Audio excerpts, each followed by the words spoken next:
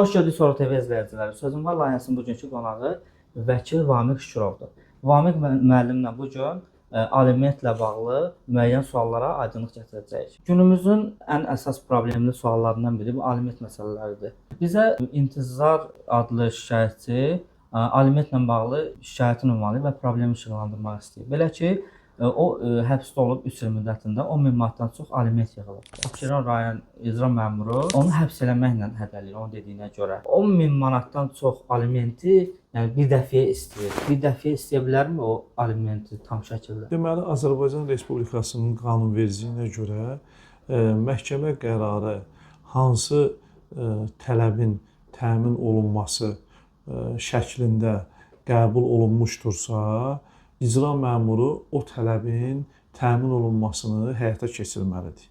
Əgər həmin şəxsin pulun tutulması barədə, maddi məsuliyyətə cəlb olunması barədə qərar varsa və o, tutaq ki, qeyd elədiyiniz kimi 10.000 manat məbləğində ödənişin tutulması barədə qərar qəbul olunmuşdursa, təbii ki, icra məmuru pulun tam tutulmasını təmin etməlidir. Bu ödənişləri qəsdən, qərəzli şəkildə etməsi ilə ümumiyyətlə maddi imkanının olmamasına görə ödəniş etməməsini fərqləndirmək lazımdır.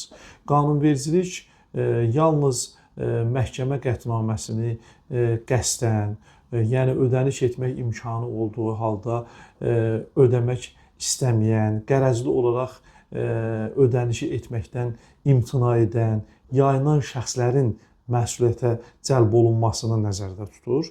Eyni zamanda icra məmurlarının qanuni göstərişlərinə əməl etməməyə görə, onun dəvəti ilə icra şöbələrinə gəlməməyə görə və məcburi göstərişlərini yerinə yetirməməyə görə də məsuliyyət nəzərdə tutulur. Burada məsuliyyət inzibati və cinayət məsuliyyətinə bölünür. Qanunvericiliyə görə şəxs öz məhkəmə qətnaməsi ilə müəyyən olunmuş ödənişləri, pul tələblərini yerinə yetirməlidir və bunun üçün onun əmək haqqısından, pensiyasından, müavinatlarından icra məmuru pulları tuta bilər. Bildiyiniz kimi 50%-dən çox olmamaq şərti ilə aliment məbləğlərində də bu 70%-dən çox olmayan şəkildə icra olunur.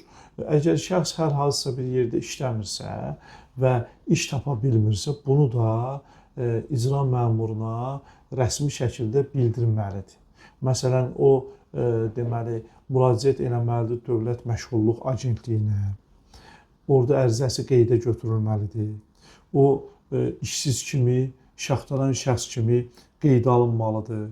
Bununla bağlı ona sənədlər verilməlidir ki, icra məmuru tam şəkildə müəyyənləşdirsin ki, bu şəxs öz ödənişlərini, yəni qərəzli olaraq yox, obyektiv səbəblər ucbatından yerinə yetirə bilmir. Məşğulluğa deyirsiniz ki, müraciət edəsin. Məşğulluğa müraciət edir. Məşğulluqda da bildiyimiz kimi, yəni 300-500 manat civarında olur da. Bəs bu zaman həmin vətəndaş nə etməlidir? Borclu şəxslər üzərinə düşən aliment öhdəliklərini yerinə yetirə bilməməyi qanuna görə sübut eləməlidirlər və işsizlik arayışının alınması və icra məmuruna təqdim olunması, ümumiyyətlə iş axtaran kimi qeydə alınma, o demək deyil ki, şəxs işlə təmin olunacaq və ya təmin olunsa mütləq şəkildə alimenti ödəməlidir. Məsələn, deyək ki, məşğulluq agentliyi həmin şəxsləri işlə təmin edəcəksə və həmin əmək haqqı yalnız onun özünün qidalanması, ailə uşaqlarının, yəni söhbət sonrakı nicahdan dünyaya gələn ailə uşaqlarının çox çətinliklə xərclərinin ödənməsinə kifayət etməyəcəksə, təbii ki, bu barədə icra məmuru avtomatik olaraq qərar qəbul etməyəcək ki, bu şəxs qəsdən qərəzli olaraq ödəniş etməkdən yayınır. Bu sübutların, bu sənədlərin icra məmuruna təqdim olunması icra işinin daha düzgün, hərtərəfli və obyektiv həyata keçirilməsinə əslində şərait yaradır. Borclu şəxslər hər bir halda icra məmurlarının göstərişlərinə əməl eləməlidirlər və borcun ödəyib ödəməməyin imkanına malik olmasına dair sənədləri də hallarda təqdim etməlidirlər. İşləmə qabiliyyətini itirmiş əlilliyi olan şəxslər alimenti ödəyə bilmir. Bunların vəziyyəti qanunla necə tənzimlənir?